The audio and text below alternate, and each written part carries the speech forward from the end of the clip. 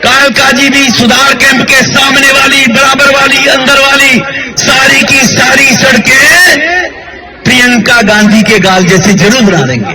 लालू ने कहा था बिहार में कि बिहार की सड़कों को मैं हेमा मालिनी जी के गालों जैसे बना दूंगा। लालू ने झूठ बोला था, नहीं बना पाया, लेकिन मैं आपको विश्वास दिलाता हूं, जैसे ओखले की सड़कें हमने बना दिए, संगम बिहार की सड़कें बना दिए, इसी प्रकार से कालका जी भी सुधार कैंप के सामने वाली, बराबर वाली, अंदर वाली सारी की सारी सड़कें प्रियंका गांधी के गाल जैसे जरूर बना देंगे।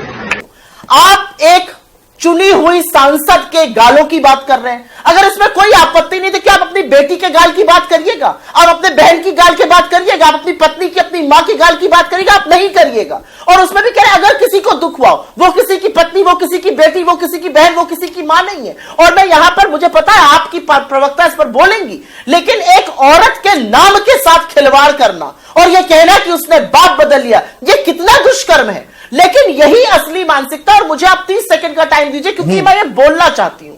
हम महिलाएं जो राजनीति में हैं, हमें लगातार ऐसी चीजों का सामना करना पड़ता है और यह ऊपर से शुरू होता है। जब प्रधानमंत्री मुजरा, मंगलसूत्र और बेटियों को छीनने की बात चुनावी मंच से करते हैं तो उनके नीचे रमेश बिधूड़ी जैसे लोगों को लगता है वो कुछ भी बोल देंगे चुनावी मंच से या कहीं और। असलियत यह है कि प्रधानमंत्री ऐसे तमाम उन लोगों को फॉलो करते हैं जो दिन रात सोनिया जी को, दिन रात प्रियंका जी को, दिन रात मेरे जैसे लोगों को, दिन रात प्रियंका कक्कर जैसे लोगों को, दिन रात आतिशी मारलेना जैसे लोगों को गंदी गंदी गालियां, रेप की धमकियां, हमारे घर के बच्चों को क्या कर देंगे, ये सारी बातें। नमस्कार साथियों, मैं आपका दोस्त अशफाक अहमद और आप देख रहे हैं देशभक्त चैनल।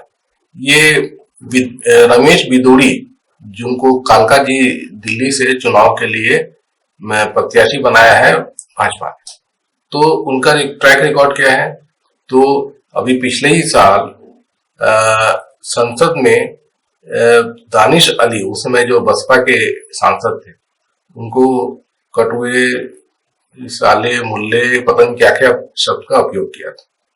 और उसके बाद में क्या हुआ? कुछ नहीं हुआ। और मतलब कि संसद के अंदर जो कार्रवाई होती है, तो जो लोकसभा के स्पीकर थे उनको कार्रवाई करनी थी, उन्होंने कुछ नहीं किया रमेश बिधूड़ी के खिलाफ, न बीजेपी ने कुछ किया, कुछ नहीं किया, आज तक कुछ नहीं हुआ उनको। तो ऐसी जो पार्टी है जिसमें ऐसे ऐसे नेता है, और भी छोटे मोटे नहीं, बड़े बड़े नेता, रमेश बिधूड़ी उस समय सांसद थे, तो उनके ऊपर कुछ कार्रवाई नहीं होती। और कार्रवाई के नाम पे बोलते हैं कि हम टिकट नहीं दिए। अरे टिकट नहीं दिया इसलिए क्योंकि वो चुनाव नहीं जीत सकते थे। चुनाव अगर जीत सकते तो टिकट उनको मिलता ना। भाजपा देखती है कि किसको, कौन चुनाव जीत सकता है उसको टिकट देती है, बाकी लोग को बैठा देती है। तो रमेश बिधूड़ी चुनाव नहीं जीत सकते तो टिकट नहीं दिया, मतलब सांसद का। लेकिन उनको लगा कि ये दिल्ली के विधानसभा के लिए उनको टिकट मिल जाना चाहिए, जीत सकते हैं, तो इसलिए उनको टिकट दे दिया है। तो ये तो हाल है भाजपा का। अभी कैसे टिकट मिल गया उसको? सही बात है ना कि उसको सजा देना था तो भाजपा के बाहर करना था उसको। और भी मतलब भाजपा की तरफ से जो एक्शन हो सकता था। अब संसद के अंदर में जिस तरह से गाली दी थी, तो संसद के ही उसमें जो रूल बुक है उसमें है सजा का प्रावधान, तो वो सब क्यों नहीं किया गया? उसको तो उसी वक्त संसद से उसकी निलंबित कर देना चाहिए। तो ये तो बहुत ही मतलब ये घटिया आदमी के लिए घटिया पार्टी की क्या सोच है ये दिखता है ना। और ये दूसरे लोगों को हमेशा मतलब कुछ ना कुछ मतलब कि कहीं ना कहीं से वो टारगेट करते रहते हैं। लेकिन सच्चाई ये है कि ये इस तरीके के घटिया लोग हैं और इसीलिए इनके मुंह से ऐसी चीजें निकलती हैं। अब ये क्या है, मनुवादी लोग हैं। तो मनुवाद में क्या है कि पशु, शूद्र, नारी ये सब पतान के अधिकारी, मतलब कि ये जो है आपके जो सवर्ण लोग हैं तो उनके गुलाम हैं और इनको कुछ भी करो सब इनको मतलब कि सब जायज है। उनको गाली बको, उनको गुलाम बना के रखो, उनको कितनी भी कैसे भी मतलब कि कितना भी वो इनह्यूमन उनको यातना दो, सब वो जायज है। और इसके लिए कोई उनके ऊपर कोई सुनवाई नहीं है, कोई पूछना, उनको कोई पूछेगा। ये तो मनोवाद में लिखा हुआ है, ये मनोवादी लोग सोचते हैं, इसीलिए इस तरह के काम करते हैं। अब मोदी जी को ही देख लीजिए, मोदी जी का हिसाब किताब को दिखता ही है ना कि महिलाओं के लिए बोलते हैं 50 करोड़ की गर्लफ्रेंड, दीदी ओ दीदी, तो जर्सी गाय, ये सब मोदी जी बोलते हैं ना महिलाओं के लिए। और उसके बाद में जो दूसरी भी चीजें मोदी जी करते हैं, जैसे कि मुसलमानों के खिलाफ, तो पिछले तो लोकसभा चुनाव में तो मोदी जी ने ऐसा ना पूरा मतलब कि हर लेवल क्रॉस कर दिया था कि ये जो घुसपैठिए हैं, ये जो मुसलमान हैं, ये ज्यादा बच्चे पैदा करते हैं, देश का सब रिसोर्स खा जाते हैं, और ये जो कांग्रेस आएगी तो आपका मंगलसूत्र छीन के मुसलमानों को दे देगी, आपकी भैंस खोल लेगी, मुसलमानों को दे देगी, आपका राम मंदिर पे ताला लगवा देगी। इस तरह का बात करते हैं ना मोदी जी, पूरा किए थे लोकसभा। तो ये मतलब जो बोलते हैं एक्चुअली वही वो इनका सोच है ना, ये सिर्फ बोलते नहीं है, सोच है इनका। और ये सोच जो है वो दिखता ही है। और उसी हिसाब से मोदी का जो काम करने का तरीका है, तो वो भी देखिए कि पूरे देश में किस तरीके का बना के रखा हुआ है कि जो जनता को गुलाम कैसे बनाया जा सके। तो जनता को गुलाम तभी बना सकते हैं जब उनसे आप हर चीज छीन लो, मोहताज कर दो, दाने दाने के लिए मोहताज कर दो, तो वो बेचारे फिर क्या करेंगे? तो आपके आगे हाथ फैलाएंगे, आप जो बोलोगे वो करेंगे। यही होता है ना गुलाम बनाना। तो वही तो मोदी जी कर रहे हैं, क्योंकि आप देखिए कि जनता गरीब से गरीब होती जा रही है। पूरे देश का पैसा जो है मोदी जी जो है वो पूरा जगड़ते जा रहे हैं। तो कैसे जगड़ रहे हैं? तो आपको पता है, जैसे कि ये टैक्स लेना है तो गरीबों से ही टैक्स लेना है, जीएसटी, है ना। पहले तो कांग्रेस के जमाने में गरीबों पे तो जीएसटी नहीं लगता था, क्योंकि गरीब जो चीज इस्तेमाल करते हैं उस पर जीएसटी नहीं होता था। खाने पीने का सामान, पहनने का सामान, दवाई पे और जरूरी सामान पे, ये सब पे तो टैक्स नहीं होता। लेकिन मोदी जी ने सब इस पे सब टैक्स लाद दिया है, तो गरीबों से टैक्स वसूल रहे हैं, गरीबों का खून चूस रहे हैं, है ना।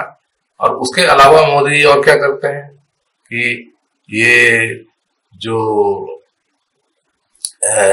पॉलिसी जिस तरीके का बनाकर रखा हुआ है कि पैसा उठा उठा के बैंकों का पैसा 10-10 लाख करोड़, ऐसे बड़े बड़े पैसे अपने मित्रों को दे देते हैं।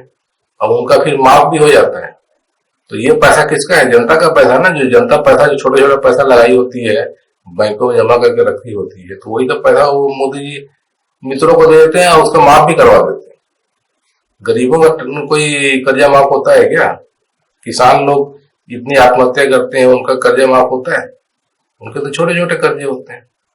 कांग्रेस ने बल्कि एक बार किया था, किसानों का कर्जा माफ किया था। मोदी जी तो कभी नहीं करते। और कांग्रेस आएगी, कांग्रेस का तो उसमें है कि जितने भी अब किसानों के कर्जे हैं सरकारी बैंकों के, सब माफ हो जाएंगे अगर सरकार बनती है उनकी तो। और दूसरे गरीब किसानों की हालत जो एमएसपी की वजह से खराब है, तो एमएसपी का भी गारंटी कांग्रेस देती है, मोदी जी तो देते नहीं है। तो ये किसानों की बात हो गई। बाकी लोग की बात देख लीजिए कि देश में लोग गरीब होते जा रहे हैं, अमीर अमीर होता जा रहा है, गरीब गरीब होता जा रहा है। किस लिए? तो ये मोदी जी की पॉलिसी की वजह से। ऐसा नहीं है कि यूं ही नहीं है कि ऐसा हो रहा है, ये जानबूझ के मोदी जी के द्वारा करवाया जा रहा है कि गरीब की जनता जो है वो गरीब होती जाए, ताकि उनको गुलाम बनाया जा सके कि भाई 5 किलो राशन लो और हम जो बोले चुपचाप से करते रहो। यही पॉलिसी है मोदी जी, उसके अलावा और कुछ नहीं है।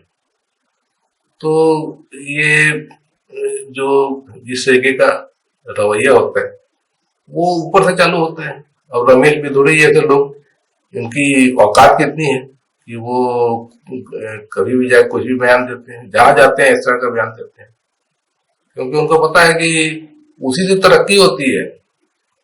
अब जैसे कि ये जो ठाकुर है, अनुराग ठाकुर, गोली मारो वाले, तो उसको तरक्की कैसे हुई? उसके पहले वो नेता था बीजेपी का, और जैसे ही वो गोली मारो वाला बयान दिया था 2020 में, जब दिल्ली के चुनाव हो रहा था, तो उसके बाद में वो मिनिस्टर बना ना, और उसके बाद से लगातार मिनिस्टर बन रहा है मोदी के सरकार में, तो प्रमोशन होता है ना। और दूसरे अगर आप और चीज देख लीजिए, जैसे बिल्किस बानो के बलात्कारी थे, उनको तो जेल से छुड़ाया गया, उनको माला पहनाया गया, फल खिलाया गया, मिठाई खिलाई गई। मतलब आप जो भी गंदा से गंदा काम करो और आपको बीजेपी में रिवार्ड मिलेगा। अब मोदी जी सबसे बड़े रिवार्ड है, गुजरात दंगे करवाए थे तो उसका रिवार्ड है कि अभी पीएम बन के बैठे हैं, बीजेपी के सबसे बड़े नेता है ना। अगर गुजरात दंगे नहीं करवाए होते तो बीजेपी में उनकी क्या औकात रहती, आज नहीं रहती ना। सोचने वाली बात। तो ये पूरा बीजेपी का सब साफ दिखता है किस तरीके के लोग हैं। और ये चुनावी राजनीति में वो चुनाव जरूर जीत जाते हैं, अलग अलग तरीके से, अलग अलग वजहों से, लेकिन ये इसमें बदलाव नहीं आएगा, ये वही रहेंगे मनोबल।